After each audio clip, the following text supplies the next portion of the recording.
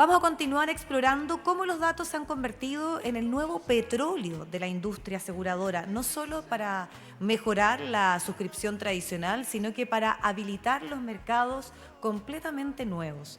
Vamos a recibir, y les pido nuevamente un aplauso para Jorge Vázquez, es director de proyectos de iTrend, que nos va a presentar datos para el aseguramiento y habilitación de nuevos mercados, así que lo esperamos acá arriba del escenario. La transformación digital, los datos que entendemos que son claves y fundamentales para todo el trabajo que se está realizando diario. Por favor, sí, te esperamos. Así que ahora sí, el aplauso para Jorge Vázquez y su presentación, que es la segunda del día. Y van a pasar muchas cosas más, así que adelante. Muchas gracias. Bueno, como ya presentaron, mi nombre es Jorge Vázquez y yo les voy a hablar sobre los desafíos del aseguramiento de activos ante desastre en Chile en el contexto de cambio climático, que es algo que está muy en boga hoy en día. Primero, a ver, en el mundo, en particular en Chile, nos vemos expuestos a una gran cantidad de eventos que tienen efectos nocivos. A su mano izquierda pueden ver, por ejemplo, imágenes del terremoto y tsunami. Por ejemplo, el 2010, erupciones volcánicas, el Calbuco 2015, Chaitén 2008. Y a su mano derecha, aluviones, sequía, incendios que tienen que ver con el cambio climático. Actualmente se habla incluso de crisis climática. Y podemos ver todos los efectos que ha tenido, por ejemplo, la aluvión de Atacama del 2015, o que técnicamente se le llama remoción en masa, la sequía, una extensa sequía que ha sufrido Chile y en otras partes, en otras regiones del mundo, y los incendios forestales, que es una amenaza un poco diferente a las cuatro anteriores, que son amenazas naturales, y la de incendio, en general, se le dice que es amenaza socionatural, debido a que la mayoría de los incendios, más del 90% de los incendios, son producidos por causa humana. Ahora, todo esto, ese es el contexto natural. Ahora, todo esto se ve agravado por diferentes contextos que vivimos a nivel mundial. Lo primero, escalamiento de tensiones políticas, aumento de migración, desigualdades, tendencia a la polarización. ¿Y qué es lo que hace todo eso? Lo que hace es aumentar la vulnerabilidad social, aumentar la vulnerabilidad de las personas, por ejemplo, asentamientos informales. ¿Qué es lo que ocurre? ¿Dónde se asentan esas personas cuando son asentamientos informales? En lugares muchas veces donde donde la construcción formal no está. ¿Y por qué no está? Muchas veces porque están más expuestos a amenazas naturales. Todos los temas de polarización y las tensiones geopolíticas muchas veces lo que hacen es debilitar las instituciones. Y como ya voy a explicar en esta presentación, necesitamos la fortaleza de las instituciones para tener un buen marco regulatorio y de aseguramiento, de protección financiera. La Oficina para la Reducción del Riesgo de las Naciones Unidas define tres espirales que perjudican la gestión del riesgo. En la primera, a su mano izquierda, pueden ver la espiral del aumento de deuda y disminución de ingresos. ¿Qué es lo que ocurre aquí? Que si hay un país, por ejemplo, que está en vías de redesarrollo, va subiendo, va en vías de desarrollo, tiene un desastre, se ve afectado un desastre, retrocede, ¿y qué es lo que ocurre? Si el país no está preparado, va a tener mayores pérdidas. Si está muy mal preparado, probablemente se va a tener que endeudar, y la matriz productiva también se va a ver afectada. Por lo tanto, los ingresos también van a disminuir. Y a eso se refiere la espiral 1 que reconoce las Naciones Unidas. Me voy a saltar a la espiral 3 para enfocarme en la espiral 2 a continuación. La espiral 3 tiene que ver con esto de responder y repetir. ¿Qué es lo que ocurre? Nuevamente, si el país va en vías de desarrollo y se ve afectado por un desastre, por ejemplo, países en general que son más pobres, que tienen un Producto Interno Bruto menor, como la mayoría de los países, lo que ocurre es que si hay un gran desastre, los países reaccionan, responden a esos desastres y retroceden, después van nuevamente en la vía de desarrollo, vuelven a subir, a desarrollarse, vuelve otro desastre y repito ese ciclo. Es un ciclo que se puede transformar en un círculo vicioso y que puede estancar el crecimiento de los países. Y finalmente la espiral 2, que aquí voy a enfocarme un poco más en la espiral 2, que es lo que tiene que ver con esta presentación. El aumento, como comentaba antes, el debilitamiento de las instituciones, los asentamientos informales, todo lo que tiene que ver con la precariedad de las personas migrantes que no lo hacen, muchas veces que no tienen todas las posibilidades, sino que llegan buscando oportunidades a un nuevo país, lo que ocurre es que a nivel país la vulnerabilidad aumenta. Es decir, los impactos frente a la pérdida frente a estas amenazas aumenta. ¿Eso qué hace? Aumenta las pérdidas, aumenta las primas. Si el contexto es un mercado más riesgoso, naturalmente van a aumentar las primas. Y por lo tanto, podría entrar, obviamente está en nuestras manos no entrar, pero podría entrar en un círculo vicioso. Si empieza a aumentar mucho las primas, los mercados empiezan en respuesta a que los mercados se vuelven más riesgosos, las compañías ya no les es atractivo ese tipo de mercado, se reduce la asequibilidad, por lo tanto, al aseguramiento, la cobertura, y volvemos entonces a un aumento de la vulnerabilidad o aumento de los impactos. ¿Por qué? Porque si yo, por ejemplo, no tengo mecanismos de protección financiera, no tengo nada asegurado, una vez que ocurre una pérdida, un desastre, un siniestro, no voy a tener liquidez para reponerme. Y por lo tanto, mi recuperación va a ser mucho más lenta. Al ser más lenta, la pérdida total va a ser mayor. Y por lo tanto, podría entrar en esta espiral en este círculo vicioso de terminar con un aumento de vulnerabilidad frente a desastres. Ahora, en Chile, y esto que quiero que quede muy en la cabeza de todos nosotros, ¿cuál es el orden de magnitud del tema de desastres? Algunas veces se le maldice desastres naturales y es mal dicho porque depende mucho de nosotros, mucho de nosotros. Nosotros podríamos hacer que esos desastres tengan muy poco impacto. Por lo tanto, lo más correcto es hablar de desastres socionaturales. ¿Cuál es ese impacto que han tenido en Chile? Como pueden ver aquí, algunos números. Por ejemplo, en el caso de incendios forestales en 2023, pérdidas superiores a 3.000 millones de dólares. En el caso de la sequía, que ha tenido grandes impactos en el desempleo, en el PIB. El terremoto del 2010, que ha tenido efectos por casi 10 años, después del terremoto del 2010, después de ese gran terremoto y tsunami. Y si uno toma todos esos desastres, la sequía, aluvión del 2015, terremoto del 2010, del 2014, del 2015 en el norte del país, los incendios forestales del 2017, 2023, si uno toma todos esos, los promedia, por ejemplo, en los últimos 30 años, uno se da cuenta que el costo promedio de los desastres es de aproximadamente 1,5% del PIB. Y eso es equivalente a la pensión garantizada universal. Es decir, el costo de los desastres promedio equivale a la pensión garantizada universal, que beneficia a más de 2 millones de chilenos.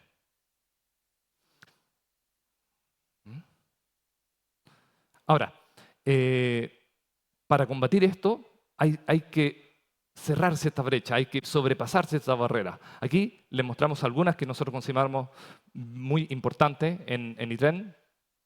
Primero, la cultura reactiva versus la preventiva. Aquí, en el mundo de los seguros, es natural. Uno puede planificar, puede asegurarse frente a potenciales eventos catastróficos en el futuro. Pero la cultura, muchas veces, es de reaccionar. Y lo podemos ver. Todos nosotros vimos lo que ocurrió en el 2010. Estamos absolutamente desprevenidos. Lo que incluso ocurrió en el 2017 con los incendios. Vuelve a haber incendios en el 2023 y nos sigue pillando desprevenidos. Eso está en nuestra cultura y es muy humano. Hay que ir en contra de eso. Chile, comparado con el resto con los grandes capitales del mundo, es un país pequeño. Y ya vamos a entrar un poco, después cuando hablemos un poco de las redes aseguradoras, eso algunas veces no nos pone en la mejor posición para negociar.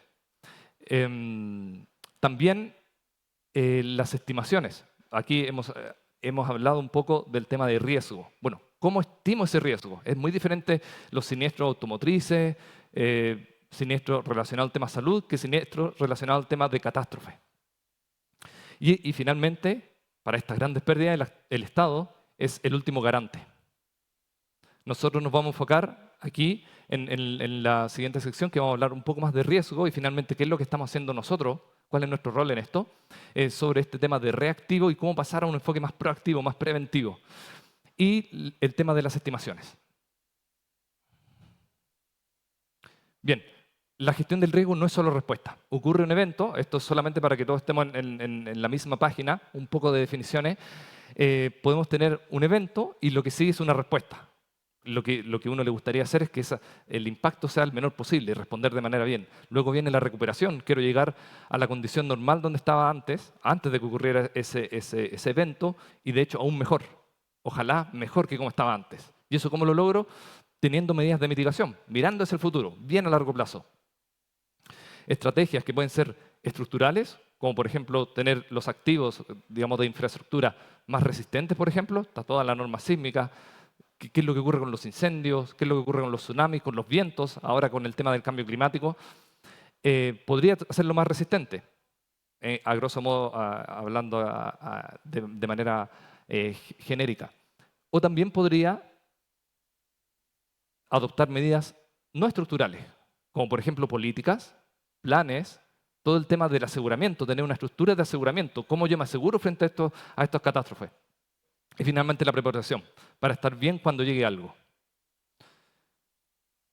Ahora, hemos hablado harto del riesgo, ¿ya? Esas eran las fases del riesgo, como qué es lo que ocurre cuando ocurre un evento y cómo yo puedo prepararme mejor para ese evento. Ahora, ¿cómo lo cuantifico? ¿Ya? Aquí están los pasos, que son los pasos clásicos de la modelación de catástrofe, y se compone de tres componentes, tres pasos, que algunos le llaman la componente del riesgo, para finalmente obtener el riesgo. La primera es la caracterización de lo que hay. ¿Qué es lo que hay? Es lo llamado modelo de exposición. ¿Qué es lo que hay? ¿Dónde están? ¿Cuánto hay de eso?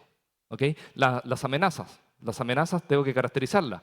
A diferencia, por ejemplo, como comentaba, de los siniestros automotrices, yo tengo una rica cantidad una gran cantidad, muy rica cantidad de datos y estadística, pero aquí no. En el caso de estos desastres tenemos pocos datos y los datos que tenemos son malos. Son malos porque ni siquiera podemos cuantificar bien cuál es el costo. Esos costos que mostrábamos en la lámina anterior son costos aproximados, pero al fin y al cabo, para calcular esto, no tenemos los datos suficientes. Entonces lo que se hace típicamente es esta modelación de catástrofe. Tenemos la exposición, tenemos la amenaza.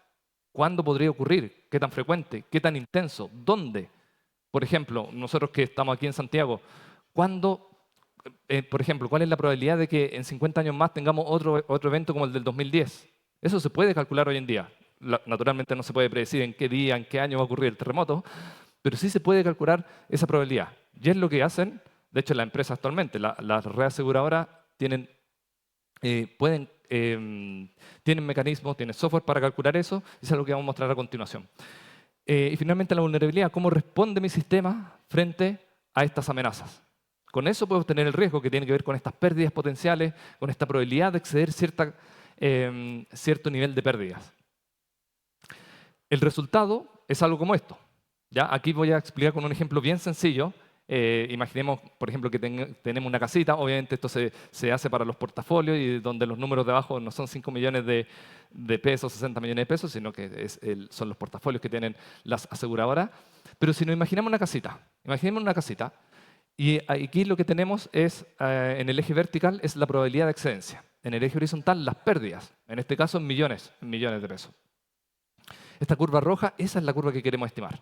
Esa curva roja nos dice que hacia el extremo derecho representa eventos de muy baja probabilidad, muy baja recurrencia, pero que tienen alto impacto. A mano izquierda son eventos que ocurren muy frecuentemente y que tienen poco impacto. Por ejemplo, si tengo mi casita, el evento de baja pérdida y alta probabilidad son los temblores que uno siente. Todos los años sentimos temblores aquí en Chile.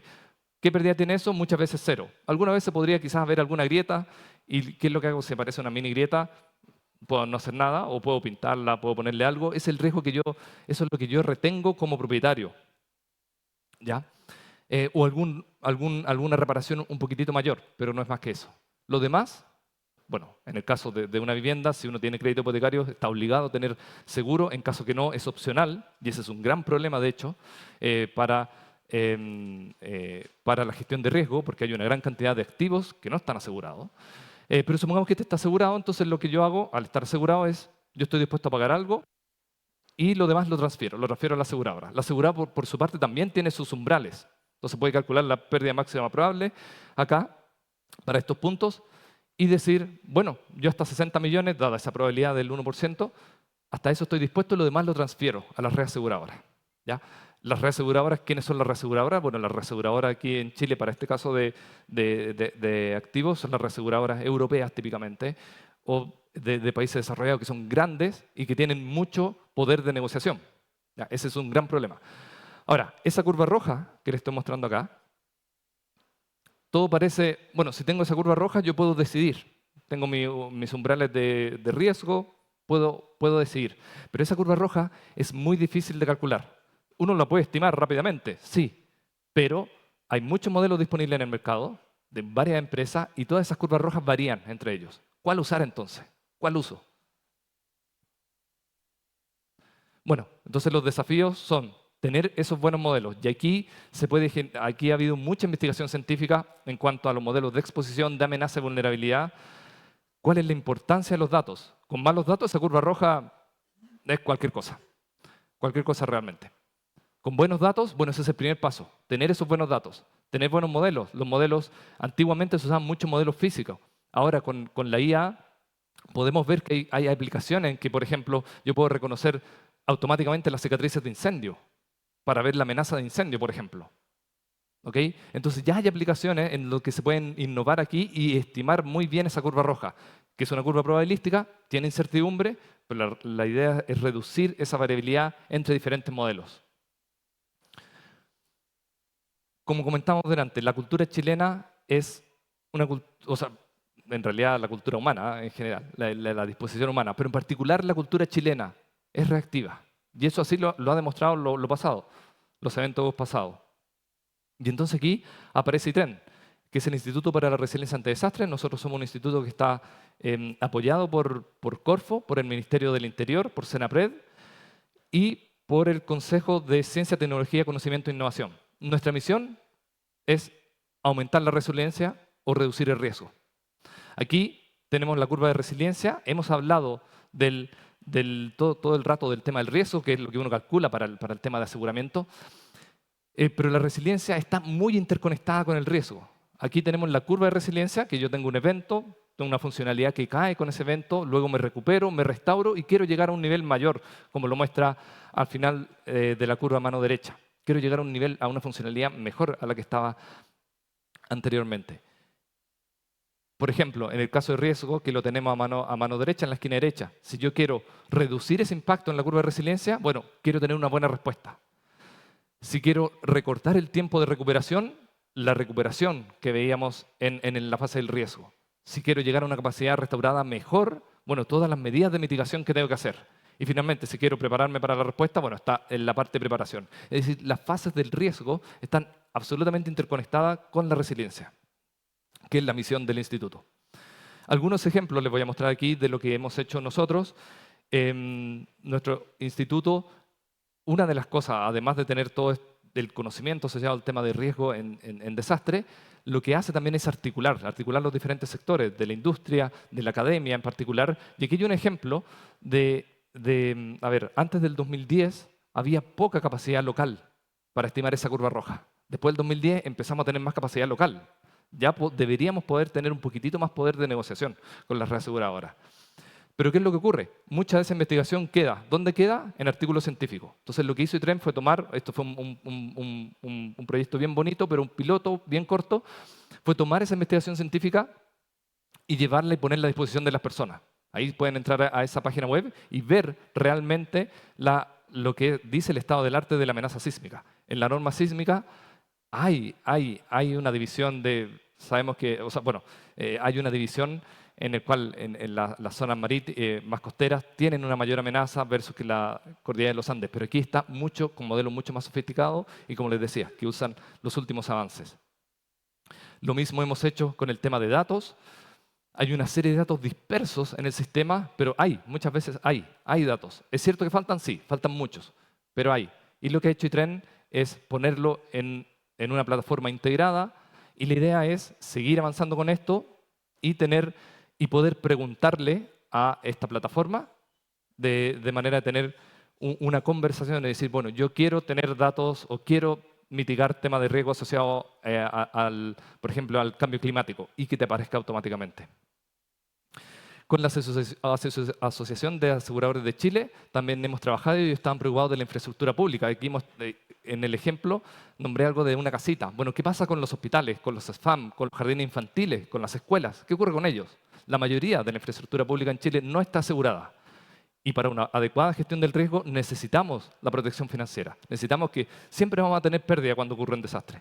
¿Qué es lo que ocurre después? Esa liquidez que nos puede dar estar protegido, esa transferencia del riesgo que podemos hacer, nos va a ayudar a una adecuada gestión de riesgo y ser un país más resiliente. Finalmente, actualmente estamos trabajando con el Ministerio de Economía a través del programa Desarrollo Productivo Sostenible, y lo que estamos haciendo ahí es estimando ahora el riesgo productivo. Aquí estamos hablando de activos. Bueno, ¿qué es lo que ocurre a la matriz productiva? En particular es un piloto en el que estamos trabajando en el sector forestal, y lo que queremos ver es el impacto de las amenazas. Por lo tanto, para concluir, el mensaje es: para una adecuada gestión del riesgo, primero necesito identificarlo, necesito cuantificarlo, y una vez que lo cuantifico, puedo recién ahí generar las medidas. Y esa cuantificación, mientras más precisa sea, mejor van a ser esas medidas. Muchas gracias. Muchas gracias a ti, Jorge, y a lo interesante que es el desarrollo que están trabajando junto a eTrend y esta gestión del riesgo y lo que implica. Vamos a hacer la fotografía, mientras también hay muchos temas que tú nos presentaste que son interesantes de analizar, la resiliencia como gran concepto y cómo anticiparse y cómo los datos pueden ser clave. Tú decías, claro, no sabemos la fecha y hora en que puede ocurrir un evento de envergadura en nuestro país, pero sí están las capacidades para incorporar esos datos como una variable necesaria, sin duda, en lo que significa la prevención de los riesgos y la gestión de ellos.